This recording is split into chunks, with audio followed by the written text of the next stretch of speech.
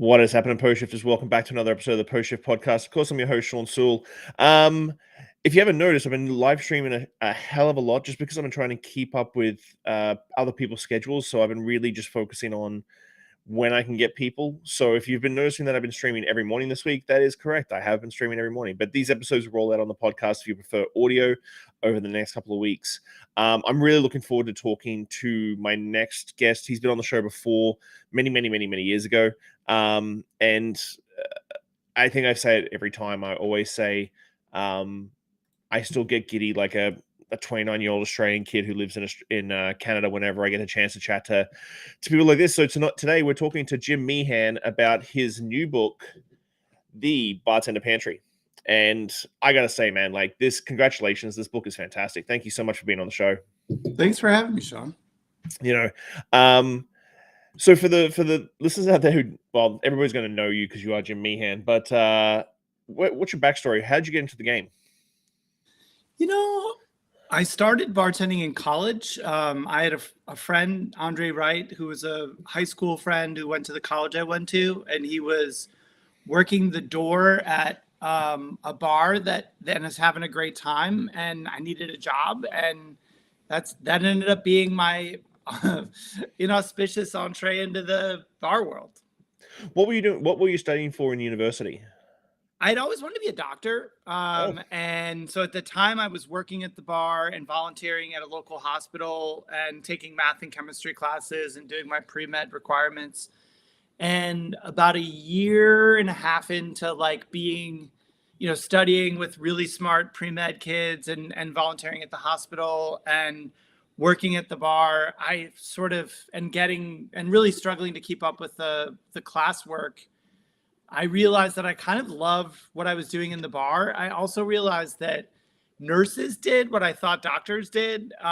So that what I thought being a doctor wasn't exactly what it was. And I had this realization, as a kid, you're told as a college student many times by old people who you're suspicious of, old people like me, that these are the best years of your life. Mm-hmm. So make sure you enjoy them, but also work hard, whatnot. And I remember thinking this kind of sucks. I'm memorizing these organic chemistry flashcards and struggling through these exams. And I just don't get the schoolwork. And I was looking at the split screen of my life between that and my bar work. And I was working at a bar is fun. And at that point I started exploring this idea of happiness. And it's funny, my last book,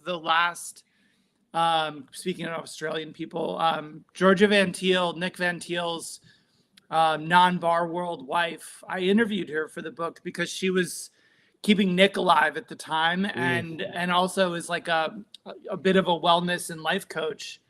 And she had I pulled a quote from her that I think I was dinged in a book review for, but it sounds hokey, but this idea of happiness is something that it sounds once again, something an adult, who you're suspicious of told you. But this idea of happiness was something that as a 23-year-old, I had my eyes on that prize. And so to make a long story short, I chose bartending. And I think the last 25 years have really been figuring out how to back my way into how is bartending as valuable to society as being a doctor? And the answer to that question is obviously it's not. But it's not that it's, black and white. I think that what bartenders and bars do for our society is something that is maybe not as widely recognized, but they are healing, in my opinion. It's the intangibility. It's the intangibility of what a bar does. It's funny that you said you got dinged in a book review about a quote at the end of the book. At least they read the whole book and read all the way to the very end before they got that quote. And then they're like, I'm going to write a review about this. I appreciate all you readers out there, even the ones that don't like the work. So your last book was The Bartender's Manual, which I sort of always equate to being the modern day Harry Johnson. It had recipes, it talked about personality, it talked about all these different cultural elements in the bar, including bar layout. You had some very, very well-known, famous cocktail bars from all over the world and their bar layout, which was very, very cool. And I think at that time, because you released that in 2017, 2018, 2019, yeah. That sort of personally revolutionized the way we were looking at the bar industry again. And then with this one, like I said to you in the green room, like this one's your new one. When did you start writing this one? Almost right after, like the idea for it came up while I was on tour for the manual. So the seed for this book came up in around 2018. And then I got to work, I think Bart and I got to work out in 2019. So what inspired you to do it?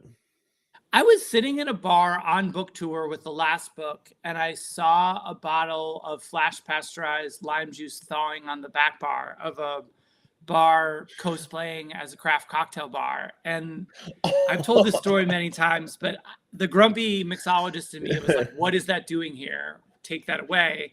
And the new age dad in me was like, well, maybe they don't know. Like maybe, you know, like maybe no one told them. Maybe, you know, maybe this has to do with, you know, many things. And so I decided at that point, you know, as upon reflection, I leaned on the new age dad and I made the sort of hypothesis that, like, you know, it'd been 20 years since Dale DeGroff had gone out and sort of really taught the world about the importance of fresh squeezed juice. And during that time, we've experienced climate collapse and, you know, food technology has really kind of gone through the roof. And so I felt like the Dale's sort of binary of like fresh squeeze versus sour mix needed not to change. I actually completely agree with Dale still after writing this book, but I think it needed nuance and texture. And I also think that sort of idea that Dale sort of planted in me, which was that like the non-alcoholic ingredients in our drinks matter, like a chain being as strong as its weakest link, that needed to be expanded to include all of the, or most all of the ingredients in the drink, not just the juice. Because you don't really talk about the spirits whatsoever in the book. Like you got the cocktail recipes, but really, because I think a traditional cocktail book is the non-alcoholic ingredient is just that specific non-alcoholic ingredient. So it'd be a specific sugar for that cocktail, and you'll have the prep recipe for that cocktail, but it's not exploring sugar in general. Correct. Like, yeah. The point of view and the focal point of the book is like basically just looking at the whole thing from the other side.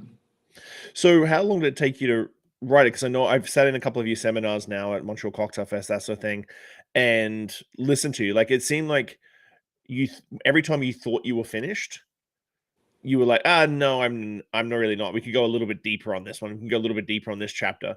How long did it take you to write and get it all together? So the biggest challenge was the book was completely sort of, you know, the book proposal was written and sold before the pandemic. And so the original book was really supposed to celebrate sort of like the most culinary, some of the most culinary folks in the bar world, and really was attempting to, my theory of the cocktail renaissance was that it was, it had a mom and the dad I think that historically we tend, which part of it has to do with the fact that our history is written by people who would rather drink at bars versus restaurant bars. But I would say that like the cocktail as we, you know, have it today its parents were both kind of lounges that sort of became neo speakeasies and restaurants that adopted culinary practices in their drinks programs. And I thought that, you know, going back to underexposed and overexposed narratives, I thought that the narrative on the lounge side of it, the social experiment and the sort of style of it, has been written many, many, many times. Like my PDT cocktail book is very much one of those books. Whereas like there wasn't a book that really took on the drink as a culinary art. And I was really writing that book. And then the pandemic shut all bars and restaurants down. And there was a big doubt in my mind that this type of bar, would exist again, or that it would exist the way it existed before the pandemic. And so I had to rejigger the book in many ways to be more domestic and more focus more on the ingredients than on the people and places that these drinks came from. And so it was sort of a rejiggering during the pandemic. And then there was, I think that the social justice movements and the sort of call outs in our industry really I had to like wade through that before I could, write something that was going to stand the test of time. I think that our whole industry changed dramatically during the pandemic, and I wanted to write something that didn't feel like a before book. I wanted to write a book that would embrace what we could learn during the pandemic and would be enduring after it. So how much, when it comes to how much work it was, like there's a deep dive on coffee, deep dive on sugars, all these sort of things. How much was like more research, like trying to put this right, like research just in like study books and stuff like that, and how much was, okay, I'm going to go to a coffee shop and taste 15 different styles of coffee and different styles, and make this different these different sugars and use these different herbs. How much was more hands-on tactile stuff over just regular research? The rest, once again, like the book started as a book about people and places. So for me, it was mostly like reaching out to folks who I knew were experts or knew were people I wanted to feature, getting their recipes, and then really, so the hands-on like figuring out had a lot to do with mostly figuring out these folks' recipes. Like some of these drinks, like I'd never made tepache before. So I had to not only learn how to make Rosio Sanchez's tepache, I needed to learn how to make tepache and like really understand what it was. And what it wasn't. So the hands-on, like in the lab part of the book was focused on recipe testing, but fortunately, like it's not the Dave Arnold book, so it's not like I was like out there like with a, testing the acidity of everything, sugar levels and acidity and like putting it through, I wasn't, it's not a lab book. It's more I tried to make it as sort of serviceable as possible for everyday bartenders and even like sort of enthusiastic consumers.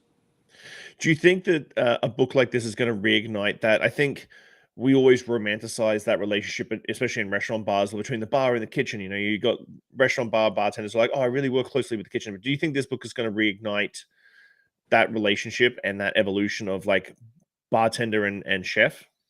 No, I don't. I think that what's interesting coming out of the pandemic is we are facing another weird inflection point in the zeitgeist, which is there's like a bit of I was talking with someone about this yesterday. Like we are at a weird inflection point now where I think people are drinking less and less and less and less alcohol. And so in a weird way, I feel like we are not getting coverage in mainstream magazines and newspapers like we used to. Like in some ways, there's a crisis in the craft right now. In some ways, I feel like, and so I don't know that like chefs are going to be chefs are not going to save us. Like I think that in some ways, like cooking will. Like I guess if getting to like I'm sure you've got a lot of questions before you get to the conclusions to this book, but I'll spoil the plot. I think cooking will save us. Like I think that part of what the book really tries to like put a finger on is that making drinks is cooking, and that and cooking builds community. And I think that when we sort of offload cooking to our grocery store or to our restaurants or to someone else exclusively, I'm not saying you can't go out to dinner or grab a prepared meal when you're, at your lunch at your desk at lunch. But I think that interest in cooking, and particularly interesting in these culinary beverages, they're infectious in their in the way that they bring you in and in the pleasure that comes from learning how they work and then sharing them with others.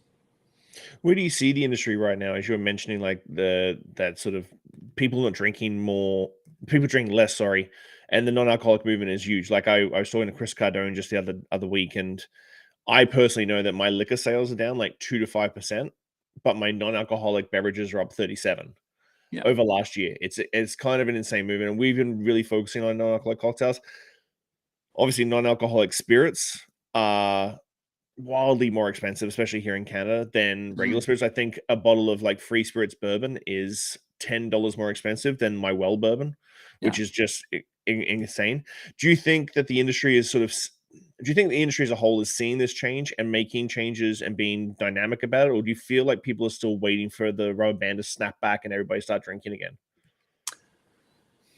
I think that our industry is progressive in some ways and is very conservative in others. And so I would say that the idea that people who have built their career around alcohol are going to jettison it, quickly because there's a trend towards non-alcoholic drinks. I don't see that happening. So I would say that we're probably more likely sort of like waiting for the other shoe to drop and for people to start drinking again. But I would warn those people that I don't think non-alcoholic drinks are going away, and I Mm, don't think we're not going back to the way things used to be. So I think that especially in the on-premise, I think that we have to reimagine what happens in our spaces and bring back more of the I was talking, it was Jordan Felix I was talking to here about like the rise of NA and what mm, this younger generations in particular are embracing it. And I think that we have to focus more on the occasions and the rituals and the spaces that we operate. And I feel like in the same way that a proper bar or restaurant owner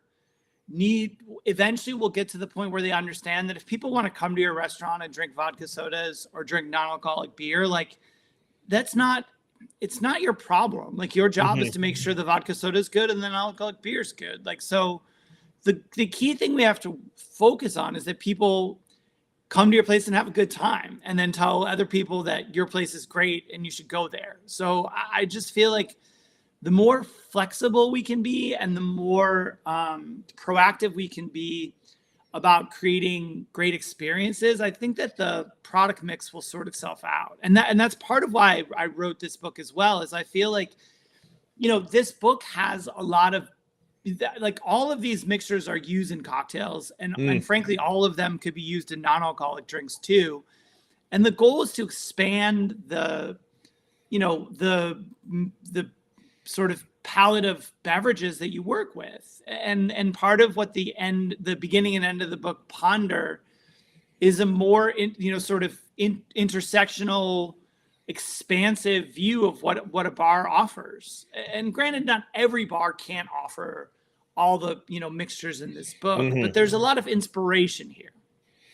What was the most exciting chapter you worked on that, you thought from the outside looking in, you were like, "Okay, well, it's just X ingredient," but then you start getting into it, and you're like, "Oh, okay. What is it, this ingredient?" So, and you were talking about tepache earlier, because obviously tepache has got deep-rooted history. Everybody's grandma has got a different tepache recipe. What was the ingredient that you were like, "Oh, I did not realize how deep this thing went?" The book is separated into ingredients that are physical ingredients. Like there's a dairy chapter, Mhm, a milk, a sugars chapter, spices, tea, coffee.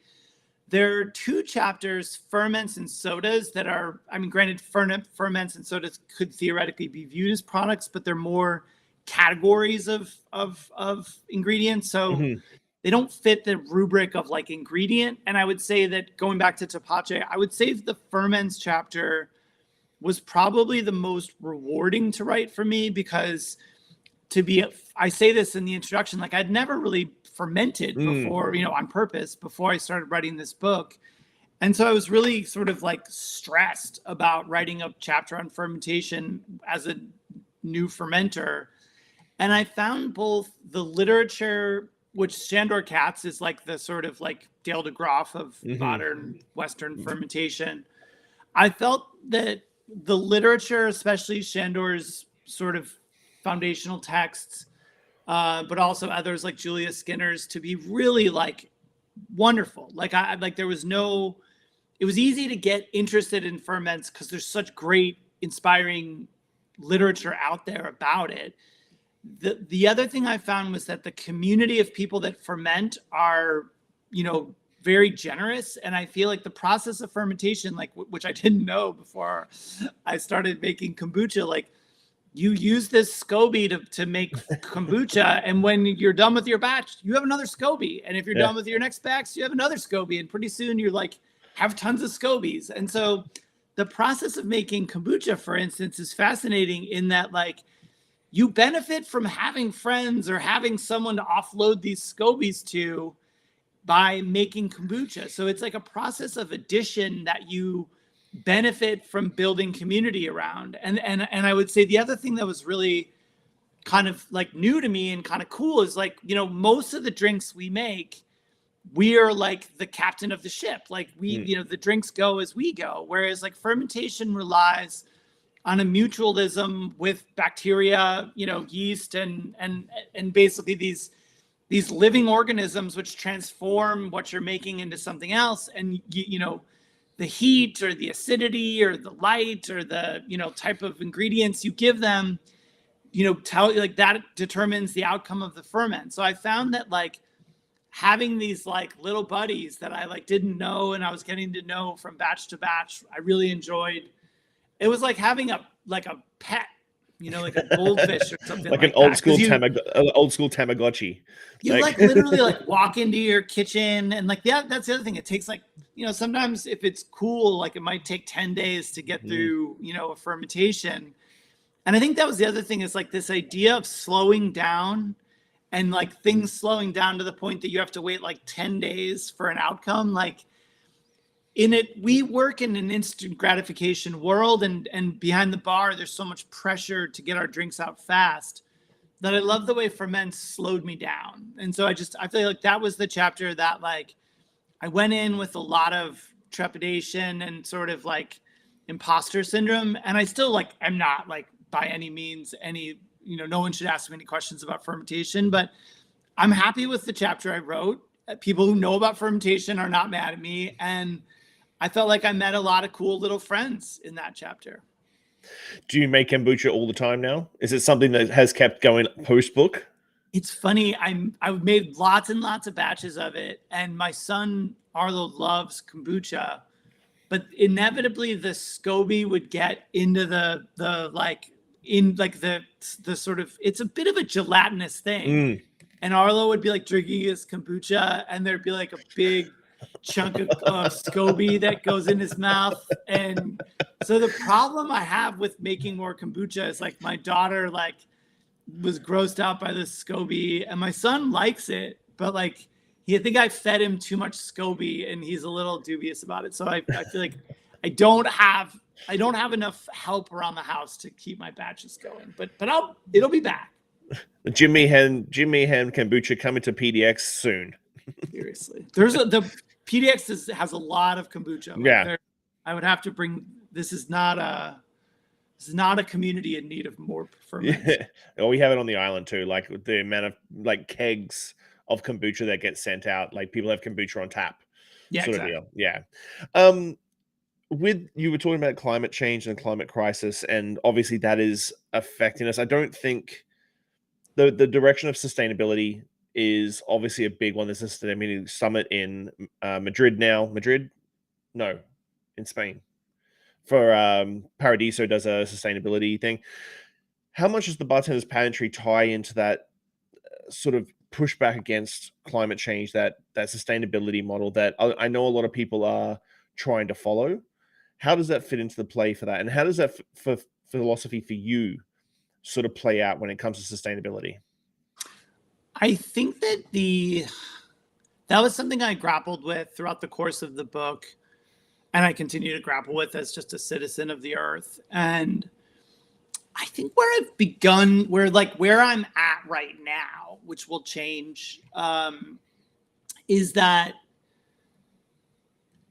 it's hard for me to equate food service establishments as like waste free or as sustainable. There's something that feels inherently unsustainable about the amount of waste that a bar or a restaurant or like a food service establishment generates. And part of that is because we as food or beverage folks are not in charge of all the inputs as far as like where we source our ingredients. Like it's hard to buy olive oil or vodka in a climate friendly package, or it's hard to get it shipped to us in a using climate friendly fuels. So the thing that I like sort of thought a lot about as I was there are economic sort of equations that I was kind of like working throughout this book, as far as like thinking about the cost benefit analysis of all of it. Like, why should I spend 10 days making tepache? How should I think about the sustainability of drinks?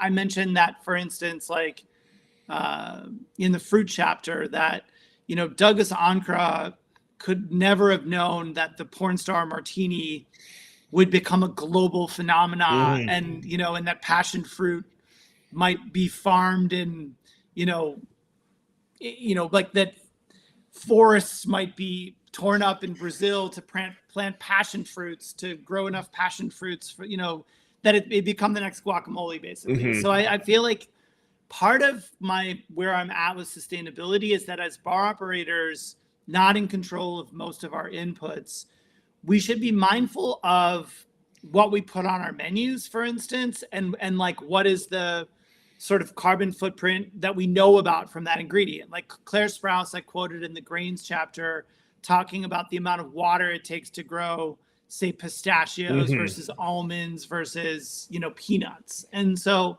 part of it starts in investigating how these things are made and really understanding which are more or less wasteful than the others. But I think more importantly, and where I don't see the conversation going, which I would like to steer it towards, is I think when we're talking about sustainability, I think that we all know that like our world as it's currently constituted is unsustainable, and that we are currently consuming more than the planet can tolerate, and we are doing so to the detriment of our children and future generations. And so I think that getting away from this like greenwashing of like, oh, like we figured out how to make this carbon neutral, so like it's a worry-free thing, just have as much as you want of it, like that to me is like, I feel like finding quote unquote sustainable ways to make something to facilitate boundless consumption is, that to me is like, it's like a false equivalency. It's like there's something about that just feels very wrong to me. And I think that when we talk about sustainability, are we talking about like reducing our carbon footprint and trying to create more thoughtful ways of eating and drinking, or are we talking about worry-free eating and drinking? Because I think that frequently what we're talking about is worry-free eating and drinking. And I hate to like bust anyone's bubble here, but like that should never be part of the equation. And I think that's where most of the equation goes. And the point I'll get to, because I keep burying the lead, is that I think that a lot of this boils down to an idea of luxury. And when I say that, what I mean is that if we think about this idea of like eating or drinking sustainably, we're talking really about luxury. Like, do I have the luxury of not feeling guilty or anxious about what I'm consuming? And the answer to that question, I would argue, is probably just universally no. Like, you don't. Like, there's a sort of, all of our choices have outcomes. And I think that knowing that the answer is probably universally no, then the only way to sort of frame this, in my opinion, is to think about like all of what we drink, whether it's coffee or tea or a daiquiri, as a little luxury, and being more mindful of how it's a luxury, and being more present and thankful and moderate about how we enjoy it. And I think that is, I think when you care and focus on what you're consuming, you will consume more thoughtfully and more respectfully. And I guess that's where I think that luxury is something that we should be thinking about what we're eating and drinking in terms of luxury. And when I say luxury, not like Louis Vuitton, Chanel, and private jets, more luxury being everyday moments that are opportunities for wonder and for gratitude. Yeah, my two big issues with sustainability in the bar world, because I feel like I think I practice relatively good practices. I would never say that our bar is a sustainable bar, but seeing pictures on social media of like a sustainability bar saying, "Oh, here's our latest syrup in a vacuum bag," and I'm like, "Okay, you're kind of killing the purpose here." Like, "Oh, we process this down, and it's in 3 vacuum bags." I'm like, the once-use plastic, awesome. And I think for sustainability as well on the culture side, like I know it's a bigger problem in the US than here in Canada. Canada's a little bit better when it comes to minimum wage for workers and medical benefits and stuff like that. But in the US, it's some states some states in the US, the minimum wage for people who work in the service industry is very, very minimal. So like you're talking about sustainability practices in the kitchen and the bar, but then culturally speaking, for the people that are working there, it's not really sustainable for them. Nope. No, and like for instance, like you may have a great recycling program, and then the garbage truck that picks up your recycling and then puts it in a landfill because the city doesn't, hasn't like, like it's one of those things like the infrastructure, whether it be city, state, country, it's not there. It blew my mind in Singapore because Singapore is such a massively cosmopolitan, next level futuristic city. And when I opened bars there, it was like, where do we have our bottle bins? And they're like, what do you mean bottle bins? Because in Canada, we have a very big, hardcore like recycling program. And they're like, just chuck it in the trash. I'm like, what? Yeah. But apparently I did find out later on that they actually have people at the landfill before it gets that actually do the trash and separate the plastics and the bottles from the trash. And I was like, that seems very labor intensive for something you could just have a different box for. It's interesting though, like it does seem very labor intensive for us, but think of how many people are like what a lot of people don't understand is that if you like put, like if your green little heart just wishes everything could be recycled, and you put like every single type of plastic in the plastic recycling, like it contaminates the stuff that can be recycled. So there is like a not trusting people to separate the refuse and trusting professionals to do it. So I feel like it's like that was another big part of this book, is just sort of examining my biases as a Westerner throughout the course of the whole book. And I think that's been, they're still there. Where do you see the book fitting into the future of cocktail? Like if we could like crystal ball the next 10 years, because we've both been doing this for a really long time. We've seen a lot of different changes. We've seen, Dale DeGroff, like when Dale released his book, he changed up some recipes because it went from a liter of sugar and a liter of water makes like 50-50 simple syrup sort of deal. How do you see your book sort of changing and the industry as a whole changing over the next 10 years? Honestly, like I'm, without sounding depressing, a lot is up in the air right now. Like we've got this election going on, and we've got these like wars going on, and we've got a lot is. I think that we are in. I don't know. It's in a weird way. Like things in our world could get much better in the next 10 years or much worse. And going back to this idea of luxury, like this world that you and I have had the great privilege to be a part of for the past few decades, like this is the luxury business. Like this is not like, people don't need craft cocktail bars when, they're living in a tent city. So I just think that like, we're living in a second Gilded Age when, wealth has been like the things need to get like, people who have all the power and money need to chill off the power and the money just a little bit and let everyone like sort of breathe and like kind of release their grip on other people's necks so that like things can chill out a little bit. And I think that if that happens, the party can keep going. But if that doesn't happen, like this is all whipped cream and sprinkles and cherries. So I feel like the ice cream needs to stay cold. Yeah, it's going to be interesting. I don't usually get into politics, but yeah, with the American election, we're probably going to have a Canadian election in the next 6 months as well. So like all of North America is going to flip on its head, possibly. You've accomplished so much over the last like 30 years. I won't say the exact years that you've been doing this. How do you keep pushing boundaries and keep wanting to like write another book and write another book? Because like the Bartender's Manual was like for me the epitome of like your skill set and everything you did. And then when you brought this, I was like, I'm a little bit jealous. I'm just like, how does he keep like just coming up with the ideas that like ground breaks a whole different section of bartending that people don't think about? How do you keep pushing those boundaries? I stay curious. I think that like I mean, one of the reasons why I write the books is because people buy them. Like I'll have to just say, like the first two books were commercial successes. This one has been a pretty slow build, and if people don't buy this or read it, or if it doesn't, like this, writing books is a great privilege that I have because the books sell and because people put them on their back bars and write reviews of them and give them awards and invite me on their podcast. So I'll say like this can all go away if this book doesn't sell, doesn't get awards, doesn't get reviewed, doesn't get put on bars.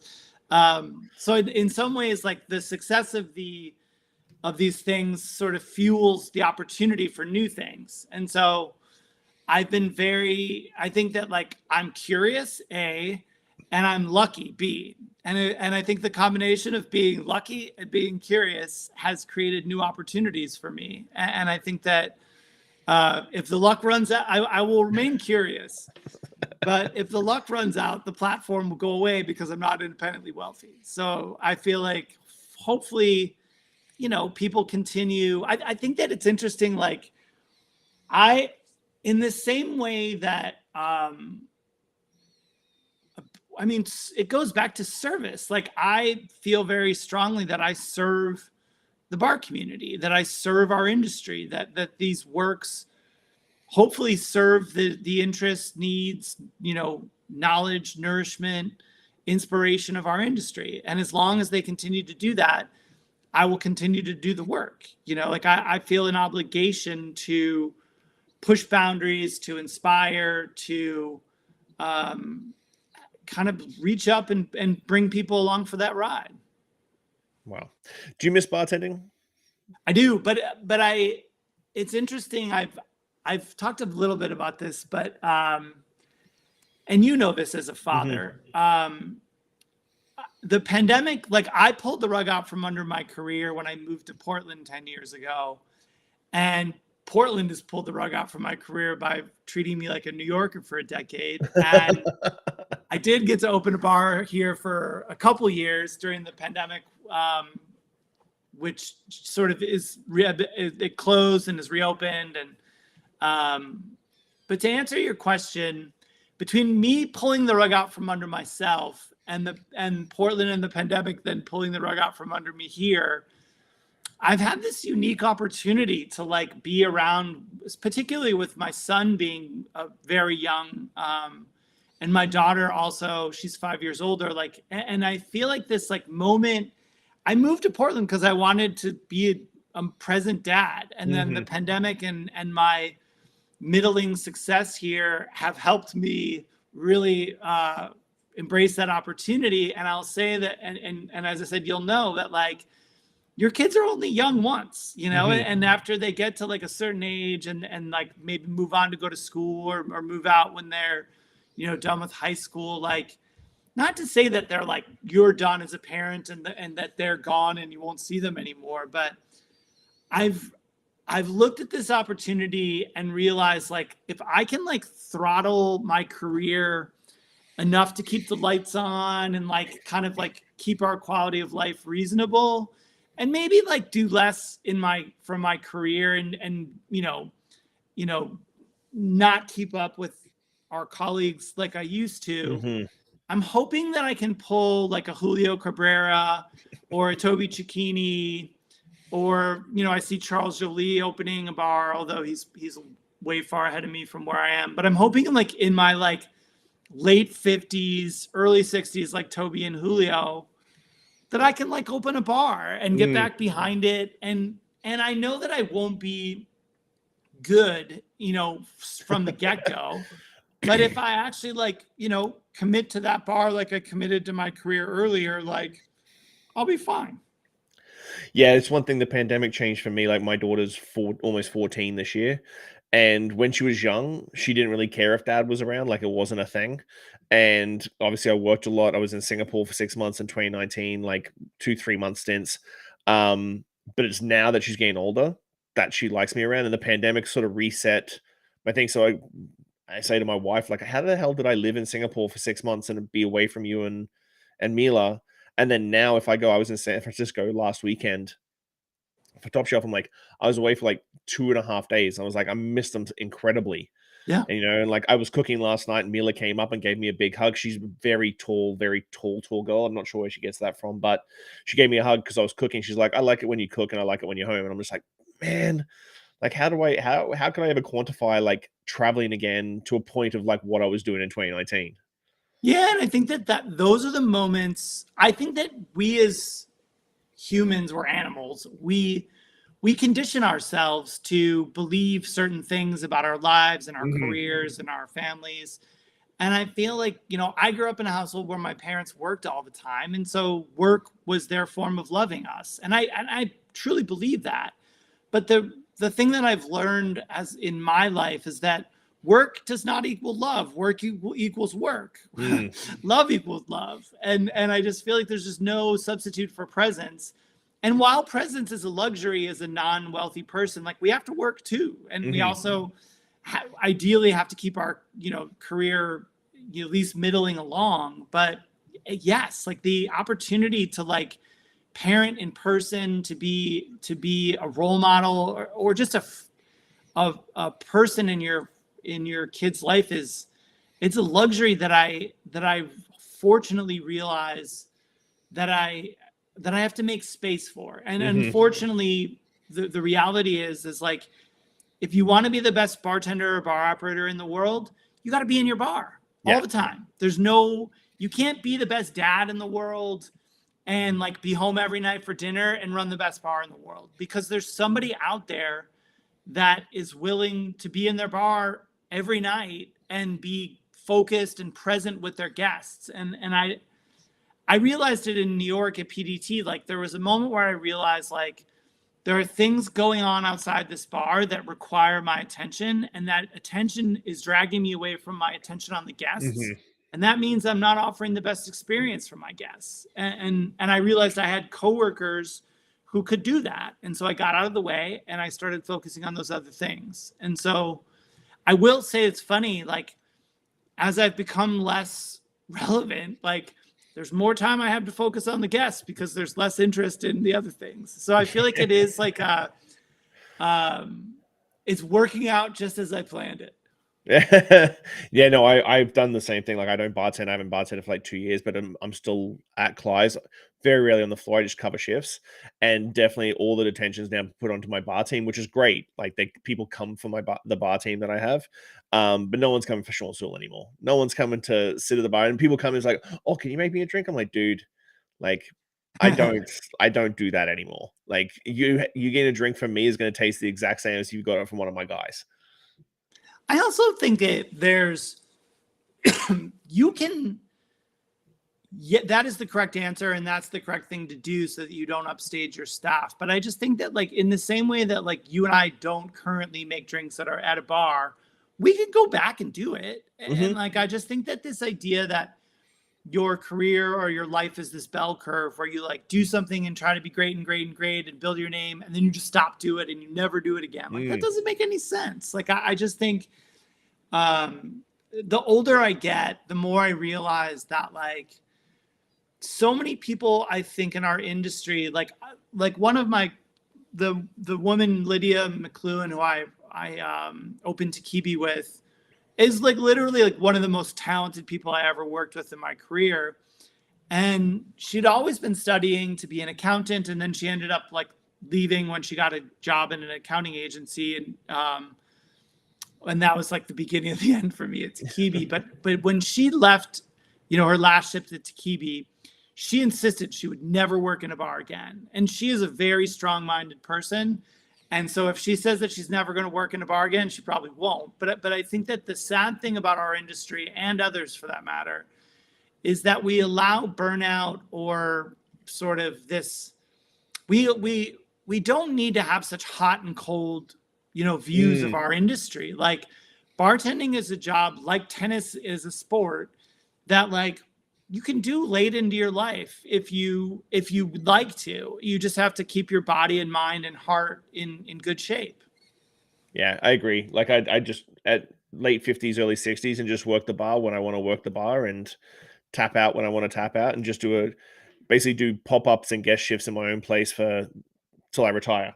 Yeah. I think also I think going to Japan for me has really helped me understand that, like, you go to Japan to these Ginza bars, and you see these like 60 and 70-year-old bartenders, and they're not working 100-seat venues. There's 20 seats in their bar. And I just think that, like, when I'm 60 or 70, I'm not going to open some big bustling Balthazar like place. I'm going to open a tiny little bar, because at 60 or 70, like, I'm not going to be making like 50 drinks an hour. I'm going to be making like 10 or 12. Yeah. Back to the book. What do you think what would you like the biggest takeaway for bartenders grabbing the Bartender's Pantry for the first time, and reading it? What's the biggest takeaway you'd like to see bartenders take away from it? I spoiled this sort of plot earlier when I talked about cooking being community. The thing that I say in the beginning of the book, which would be another answer that's part of it, is that I've seen, as our industry is professionalized, which is a great thing, that a lot of what people have chosen to differentiate themselves in our increasingly sort of larger and more competitive group, sort of group of colleagues, is they've specialized. So like certain people amongst us have decided to be the like mezcal person, or the like wild mezcal person, or the like, like they've just gone down these very deep rabbit holes of knowledge, which I'm not saying that like you shouldn't specialize, or that they're, if you're a tiki person, or a natural wine person, that like that you shouldn't have a area of interest that you want to maybe learn more about or become an expert in. But I think that this idea of being a generalist is something, the value of being a generalist, the value of knowing a little about a lot of things, as opposed to a lot about very few things, is something that has gotten lost in our trade. And I think that, I think being a bartender is, in my opinion, like a bartender should always be able to speak to a number of different subjects and topics, and I think part of the reason, one of the crises we face in our industry on premise, is that when people go to a bar, they just sit there on their phone instead of engaging with their guests or with the bartender. And I think the antidote to that is like, be more interesting than what's on people's phone. And that is the only way you're ever going to get them to put their phone down, is to be a compelling alternative to it. And I think that starts with being a bit of a Renaissance person that can speak to any interests that someone has. No, I agree with that one. The generalist thing, I definitely agree with, because like I feel like it's a very old school sort of bartender thing. Is like, when you have a new product, you will learn everything about that new product. Doesn't matter what category it is. And then like I've just had a couple of new staff start, and I'm like, anything you're looking through the spirit menu, tell me what you're looking at, and I can probably give you like 5 bullet points about where it's from, how it tastes, how it's made, all that sort of stuff. But that's just me. It's just I'm trying to get the newer generation to like, with you have so much information on that cell phone, like at your fingertips, that we didn't have back in the day. Like, we grew up in an era where like the Chanticleer Society was the biggest deal on online. Before that was like, I'd go into every bookstore and go and look for new cocktail books I hadn't seen before and grab one. And I've got 500 books still back in storage back home in Australia that I'll never get here to Canada, but I've still got a massive collection of books here. Yeah, and I think that as back then, information was the rarity. Now there's too much information. So, and granted, the challenge is like not all of it is credible. And as with AI and, like who knows where we're going with that. But I think that now that information is we're flush with information, we need to prioritize other things as bartenders. So what's the plan for the next 6 to 12 months for Jim Meehan? Well, as I mentioned, we've got this little election thing going on and these other things going on in the world, which I'll be waiting to see what happens. I'm not in control of any of those outcomes, so I'm not worried about them. But no, I'm worried about them. The next 6 to 12 months basically looks like book promotion. A book. One of the things a lot of authors don't realize is that this thing comes out and it has like there's a media like cycle of about a year. There's like a sort of bandwidth for like your book is only new once and it's going to be new for about a year. And then the next year, other books will come out and a lot of, attention deservedly so will move on to that. So I will continue promoting this book for the next really until like July, like it came out in June. We began promoting it from there on at BCB in Brooklyn and then at Tales. And so like, we'll continue doing that. I have, I'm going to Terroir in Calgary in a couple weeks. And then nice. So I'm excited for that. I'm going to Seattle and Bellingham before that next week. I'm going to Japan with Suntory in November, and then I'm going to Mexico City to visit my brother from another mother, Nico Meehan, who's written 3 great taco books. And then I got plans to go to North Carolina in January and then Detroit, and sort of kind of just keep getting out on the road and sharing this with folks who I can gather to sort of check it out. And then other than that, like a lot is sort of up in the air. I'm still working with American Express on the Centurion Lounges. I haven't talked about it a ton, but my role at Banks and Bacardi sunset last year, and I began working with Suntory at the beginning of this year. So I'm working with the global spirits team on advocacy-related matters in a marketing capacity. So I'm working on a lot of cool stuff. They have a lot of cool new products coming out that I'm getting in my hands to kind of create some drink strategies and serves. And as I mentioned, I'm going to Japan in a few weeks for this Dojo Summit. So I'm kind of excited to do some advocacy work around Suntory's brilliant and delicious Japanese spirits. Nice. So we're at the stage of the interview that this is something brand new because you've done the show before. The 5 deep questions for the end of the interview, and I like it because it catches a lot of guests off guard. I feel like you're so philosophical that I don't think it's going to catch you off guard. But let's get into it. What is the one lesson or experience that has shaped your perspective the most, and how do you carry that forward in life?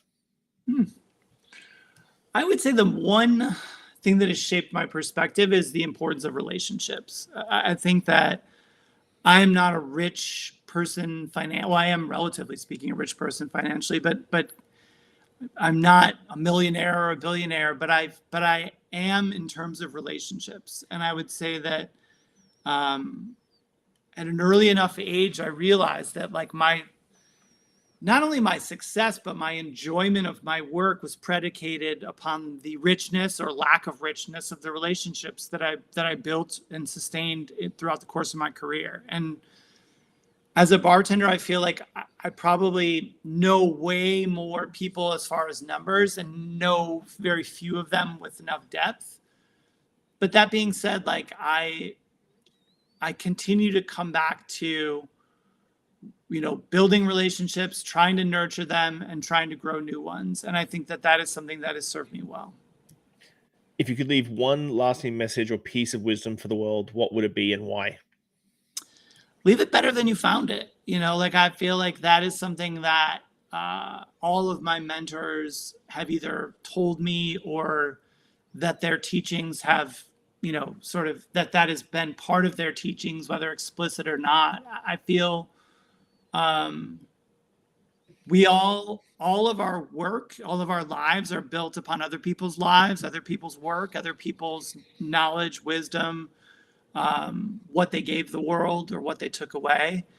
And I think that regardless of, where you started, leaving it better than you found it is a form of stewardship that we should all practice. And if we did that, then the world would be a better place, I think.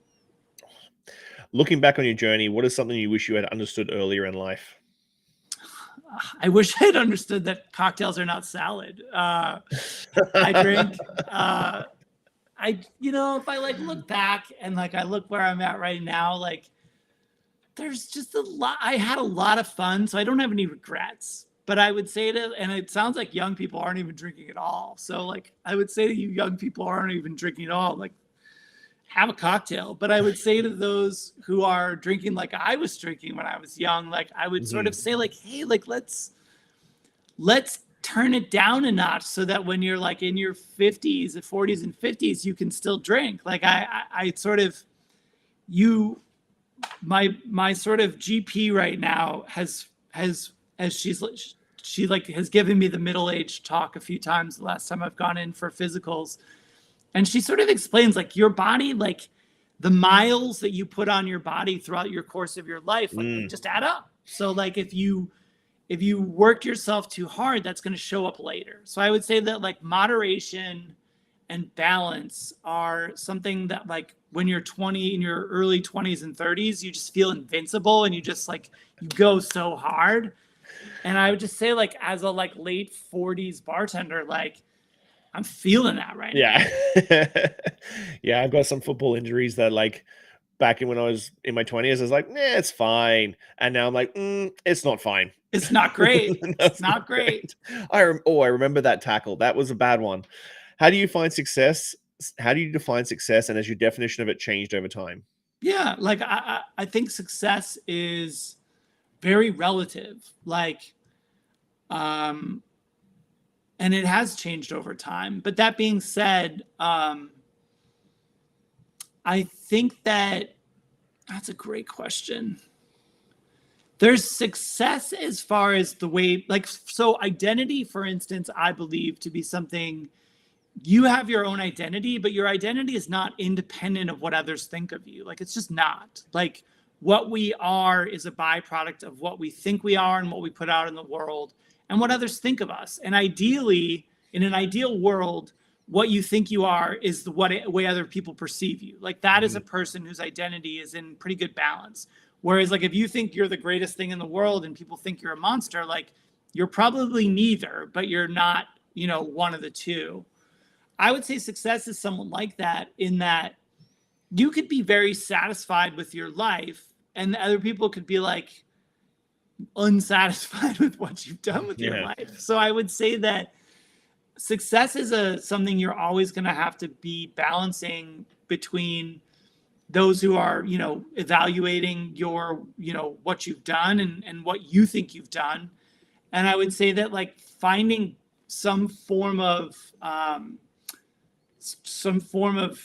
equivalence so that that you find balance is important. I would also say that given that that is a tough question, don't believe your own hype. I would say that I would veer more towards listening to what other people thought of you than what you think of yourself, in that what other people think of you presumably is based on what you've actually done. And I think that as we get older and as we maybe, especially since we're all more and more online and more remote, our own impression of our success or impact in the world can easily be outsized from what it is. So listen to people, listen to not necessarily listen to the hype about you, but listen to what people say about you and take that feedback to heart. What do you hope your legacy will be, and what steps are you taking to build it? I mean, there's my legacy as a father, there's my legacy as a husband, there's my legacy as a son, there's my legacy as a brother. I think as I look back on my legacy as a bartender, the funny thing is that, and this is a good one for you young bartenders out there,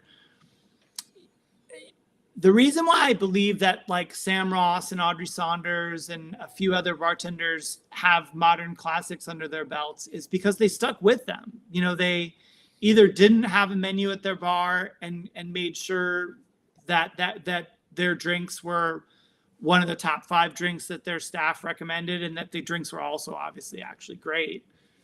But I think that as a bartender, my legacy won't be a modern classic because I moved too quickly through new drinks. Like I've created hundreds of drinks and never given any of them enough time to like really take hold as classics. So hopefully like my legacy, it probably won't include a penicillin or, you know, an old Cuban, but hopefully my legacy as a bartender is, you know, that I, like you said earlier, like that I just kept pushing, and that I always believed in the power of what we do as a profession to better our society and our world at large. Like I'm not delusional in the sense that, like, as I said before, alcohol is not salad, but bars are important third places in our society. And when they're run with integrity and care, they form important places in people's lives and in communities. They're places like, one of the things I learned about that drove me towards wanting to do this for my whole life is bars remain one of the only places in the world where a politician, an actor, an athlete, a school teacher, a garbage truck driver, and a, you know, a normal, like another bartender can all sit in the same room and talk to each other. Like anyone can talk to anybody in a bar. And that's just in the caste like world, stratified world that we live in, it's unusual and special. And I think it's something worth preserving. Jim, I want to say thank you so much for your time. Like I said at the start, like I still get giddy. Like I still look back, and I was 26 when I moved to Canada, and I think I was in New York in 27, and I was just like still in awe whenever I get to sit down with people and like hang out. We hung out in Montreal a couple of months ago. So thank you so much for your time. Appreciate it. For everybody, The Bartender's Pantry, you got to get a copy. It's a fantastic, fantastic book. Keep Jim in the lifestyle he's become accustomed to. And but no, dude, congratulations on the book. It's beautifully illustrated. Like every single detail is just absolutely awesome. If you want to geek out about ingredients, it's the best way to go. Yeah, and I haven't mentioned Emma Jansen, but this book wouldn't exist without Emma Jansen. Her, you know, she kind of like took me on midway through it and really helped me get a lot of these points across. So I feel like, yeah, as you mentioned, like Bart Sasso's illustrations, Emma Jansen helping me co-write this, AJ Meeker's like beautiful photos. It was very much like a team effort, and obviously like 10 Speed helped us make a beautiful book. So it's not just me, it's a bunch of other people that helped me get here. Yeah. Well, I appreciate your time, my friend. I'll see you very soon. Yeah.